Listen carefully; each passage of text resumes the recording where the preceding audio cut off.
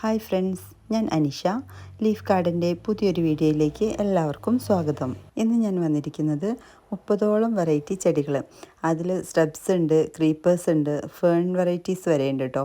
മാത്രമല്ല നമ്മുടെ റോസ്മേരി വരെ ഇതിൽ ഉൾപ്പെടുത്തിയിട്ടുണ്ട്. ഇങ്ങനെ 30ഓളം വെറൈറ്റി ചെടികൾ 40 രൂപ മുതലാണ് സ്റ്റാർട്ട് ചെയ്യുന്നത്. എല്ലാ പ്ലാന്റ്സിനും 40 അല്ല, 40 രൂപ മുതലുള്ള ചെടികൾ ഇതിൽ ഉൾപ്പെടുത്തിയിട്ടുണ്ട്. എന്നാൽ നമ്മുടെ നോർമൽ റേറ്റ് അല്ല, എല്ലാ പ്ലാന്റ്സും ഓഫർ റേറ്റിന് തന്നെയാണ് നിങ്ങൾക്ക് തരുന്നത്.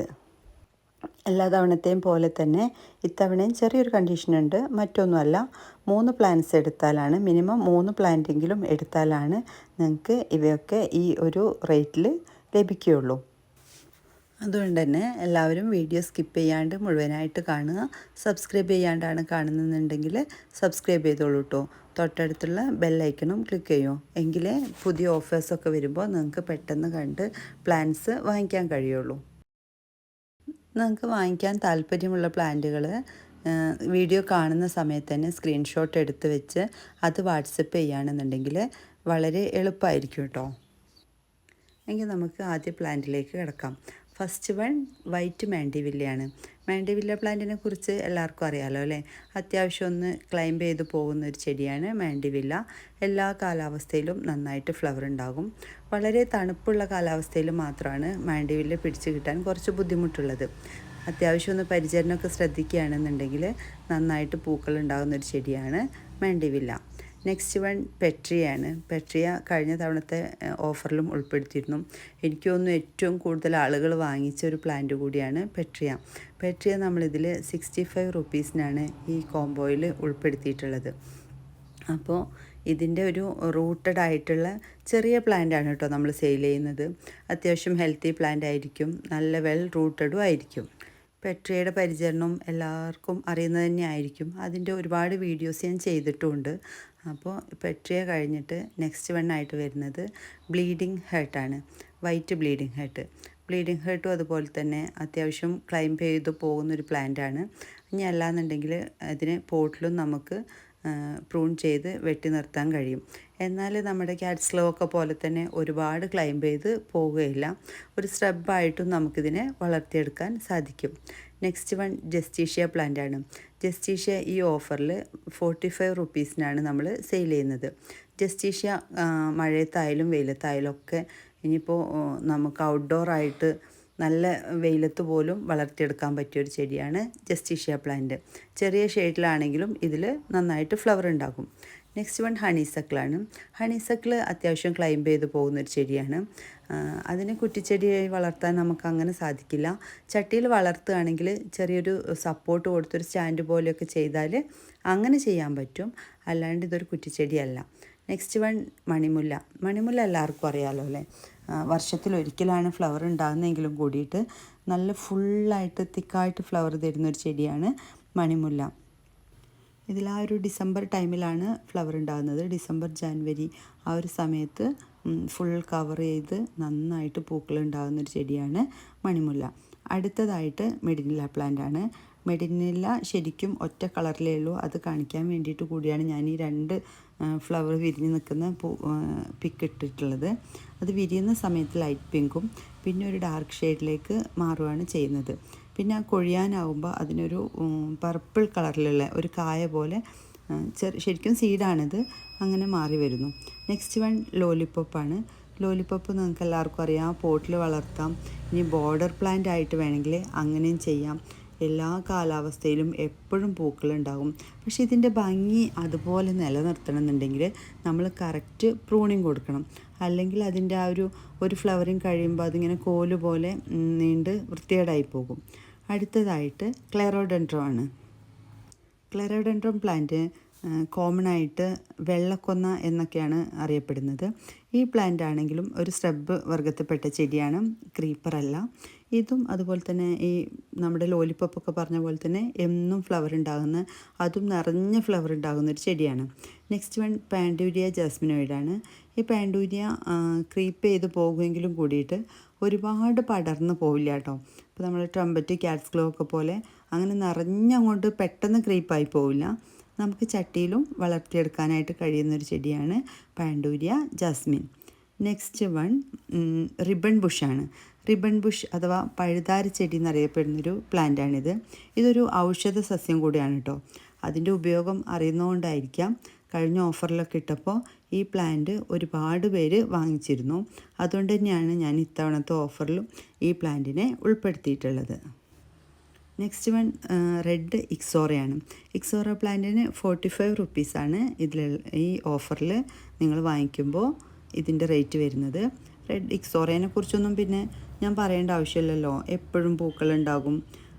മാത്രമല്ല ഇനിയിപ്പോൾ ചൂടായാലും തണുപ്പായാലും മഴയത്തായാലും ഒക്കെ പൂക്കളുണ്ടാകുന്ന ഒരു ചെടിയാണ് തെച്ചി, ചെത്തി എന്നൊക്കെ അറിയപ്പെടുന്ന ഈ ഇക്സോറ.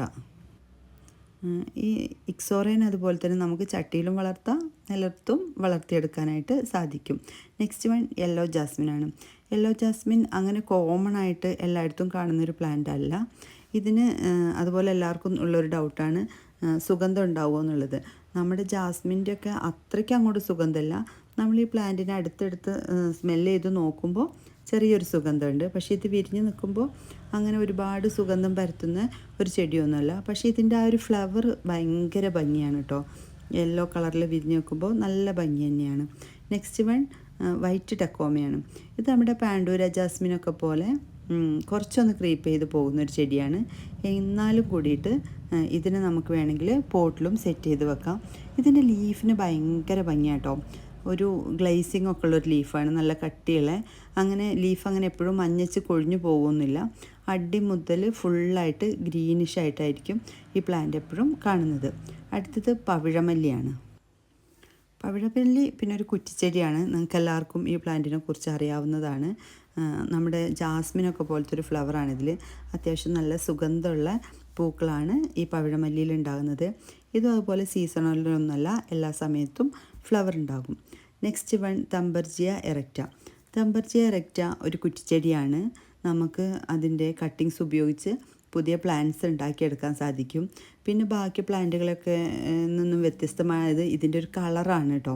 ഈ കളറിൽ വളരെ കുറഞ്ഞ ചെടികളല്ലേ ഉള്ളൂ. നല്ല ഭംഗിയാണ് അതുകൊണ്ട് ഈ കളറിലുള്ള ഫ്ലവർ കാണാനായിട്ട്. അടുത്തതായിട്ട് സെനീഷ്യോ ക്രീപ്പറാണ്. സെനീഷ്യോ ക്രീപ്പർ നമ്മുടെ ബ്രൈഡൽ ബൊക്കറ്റൊക്കെ പോലെ. ഇതിന് ചിലർ യെല്ലോ ബ്രൈഡൽ എന്ന് പറയുന്നുണ്ട്. ഇത് ശരിക്കും യെല്ലോ ബ്രൈഡൽ അല്ല, എന്നാലും ഫ്ലവർ സെയിമാണ്. ഇതൊരു വാക്സ് ടൈപ്പ് ലീഫാണ് ഈ സെനീഷ്യക്കുള്ളത്. അടുത്തതായിട്ട് റോസ്മേരി. റോസ്മേരി പ്ലാന്റ് പിന്നെ ഇപ്പോൾ എല്ലാവർക്കും ഒരുപാട് വീഡിയോസും ന്യൂസൊക്കെ കണ്ടിട്ട് റോസ്മേരീൻ്റെ ഉപയോഗങ്ങളും ബാക്കി കാര്യങ്ങളൊക്കെ അറിയായിരിക്കുമല്ലോ. റോസ്മേരിയുടെ ഒരു മീഡിയം സൈസ് പ്ലാന്റാണ് ഇതിൽ സെയിൽ ചെയ്യുന്നത്. 70 രൂപയാണ് ഇതിൻ്റെ റേറ്റ്. റോസ്മേരി മുടി വളർച്ചയ്ക്കും പിന്നെന്താ നമ്മുടെ ടെൻഷൻ ഫ്രീ ആക്കുന്നതിനും പാചകത്തിലൊക്കെ ഉപയോഗിക്കാൻ പറ്റിയൊരു പ്ലാന്റാണ്. നെക്സ്റ്റ് ട്രംപറ്റ് വൈനാണ് കേട്ടോ. ട്രംപറ്റ് വൈൻ വർഷത്തിലൊരിക്കലാണ് നന്നായിട്ട് ഫുൾ ഫ്ലവറായിട്ട് നിൽക്കുന്നത്. പക്ഷെ ആ ഒരു തവണ ഫ്ലവർ വിരിഞ്ഞു കഴിഞ്ഞാൽ ആ പൂക്കൾ കുറേ കാലം അതുപോലെ തന്നെ നിൽക്കും കേട്ടോ. തീപ്പന്തൽ എന്നൊക്കെ പറയുന്ന പോലെ നല്ല അടിപൊളിയാണ് ഇതിൻ്റെ പൂക്കൾ വിരിഞ്ഞു കഴിഞ്ഞാൽ. ആ ഒരു പ്രദേശം മൊത്തം ഒരു ഓറഞ്ച് കളറിലിങ്ങനെ നമുക്ക് എവിടെ നിന്ന് നോക്കിയാലും കാണുന്ന തരത്തിലായിരിക്കും ഇതിൻ്റെ പൂക്കൾ. അടുത്തത് ലെമൺ വൈനാണ്. ലെമൺ വൈൻ ഒരുവിധം എല്ലാവർക്കും അറിയാവുന്ന ഒരു ചെടിയാണ്. ഇതിൽ ഫ്ലവർ കഴിയുമ്പോൾ ഒരു കായകളുണ്ടാവും. ആ കായ നമുക്ക് തക്കാളിക്കൊക്കെ പകരമായിട്ട് ഉപയോഗിക്കാമെന്നാണ് പറയുന്നത്. ഇത് കാറ്റ്സ് ക്ലോ ഒക്കെ പോലെ ഒരുപാട് ക്ലൈംബ് ചെയ്ത് പോകില്ല. നമുക്ക് പോട്ടിലും വളർത്തിയെടുക്കാം. പ്രൂൺ ചെയ്താൽ ഇത് കുറച്ചിങ്ങനെ ഒരു കുറ്റിച്ചെടിയായി നിന്നുകൊണ്ട് തന്നെ ഫ്ലവർ തരും. ഇതാണ് ഇതിൻ്റെ കായ. നെക്സ്റ്റ് വൺ സെൻറ്റ് ജോൺസ് വേർട്ട് ആണ്. യെല്ലോ മെലസ്ട്രോമ എന്നറിയപ്പെടുന്ന സെൻറ്റ് ജോൺസ് വേർട്ട് പ്ലാന്റ്. ഇത് മെലസ്ട്രോമയുടെ പോലത്തെ ഒരു ഫ്ലവറാണ്. പക്ഷെ അങ്ങനെ എന്നും നിറഞ്ഞ് പൂക്കളുണ്ടാവും എന്ന് പറയുന്നില്ല.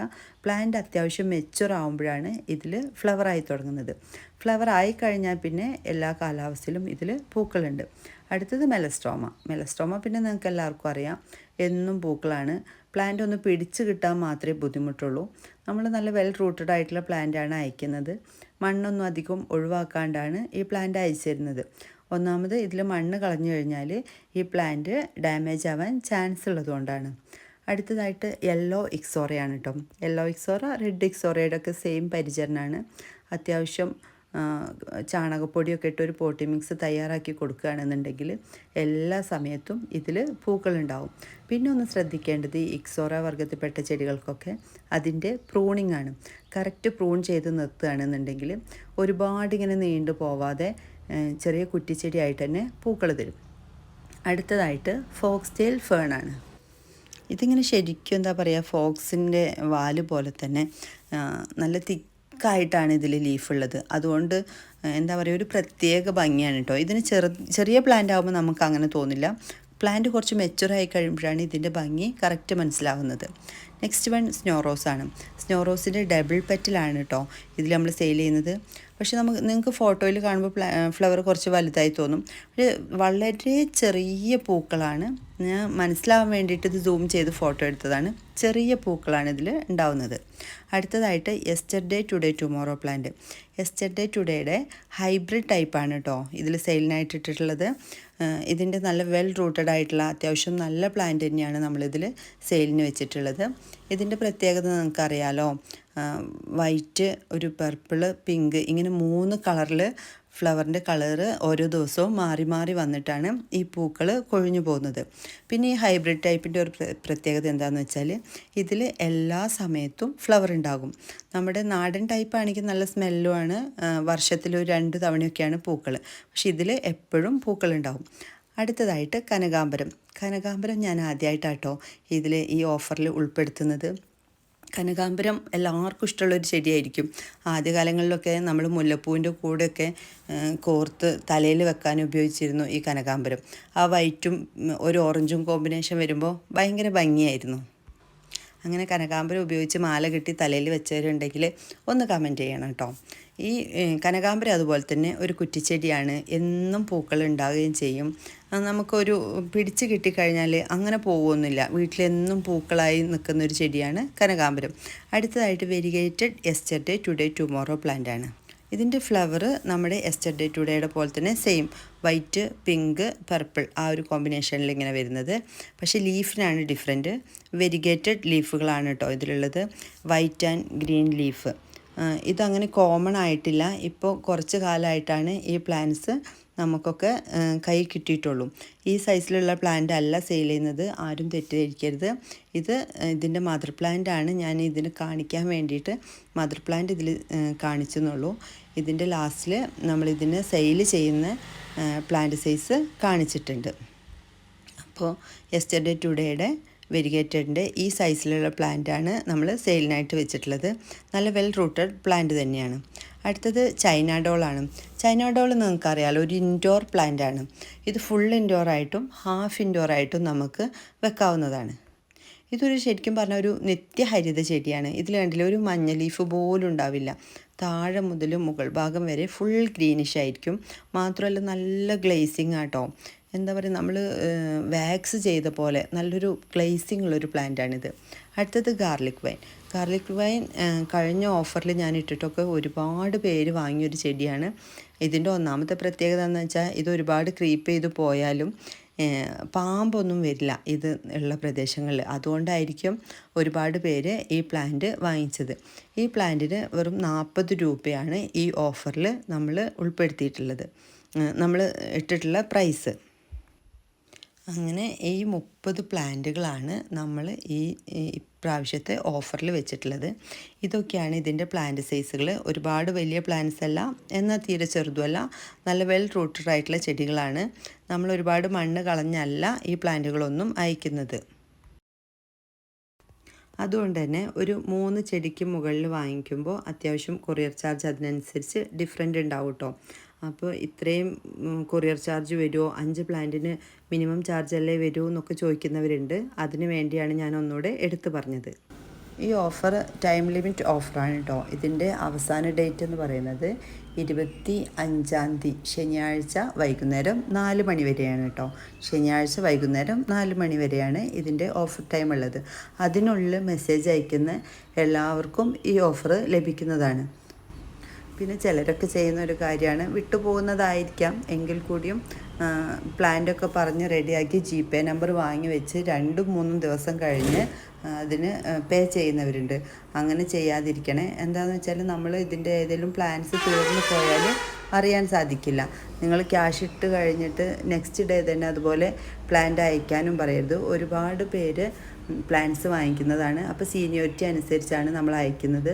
ചിലപ്പോൾ ഒരു 1 വീക്കൊക്കെ വൈകാൻ ചാൻസ് ഉണ്ട്. മനഃപൂർവ്വം വൈകിക്കുന്നതല്ല, നമ്മൾ അയച്ച് തീരാത്തത് കൊണ്ട് മാത്രമാണ് കേട്ടോ. കഴിയുന്നതും എല്ലാവരും വാട്സപ്പിൽ മെസ്സേജ് അയക്കാൻ ശ്രമിക്കണേ. കോൾ ചെയ്യുമ്പോൾ ചില സമയത്ത് നമ്മൾ പാക്കിംഗ് ടൈമിലൊക്കെ ആകുമ്പോൾ അറ്റൻഡ് ചെയ്യാൻ സാധിക്കാറില്ല. പ്ലാൻസ് വാങ്ങിക്കാനായി മെസ്സേജ് അയച്ചവർ ഒരു കാര്യം കൂടെ ശ്രദ്ധിക്കണം കേട്ടോ. നിങ്ങളുടെ ഡിസപ്പിയറിങ് മെസ്സേജ് ഓഫ് ചെയ്ത് വെക്കണം. അല്ലെങ്കിൽ നമ്മൾ നോട്ട് ചെയ്യുന്ന സമയത്ത് പ്ലാൻസ് ഏതാണെന്ന് അറിയാതെ പോകും. പുതിയൊരു വീഡിയോയുമായി കാണുന്നവരേക്കും ബൈ ബൈ.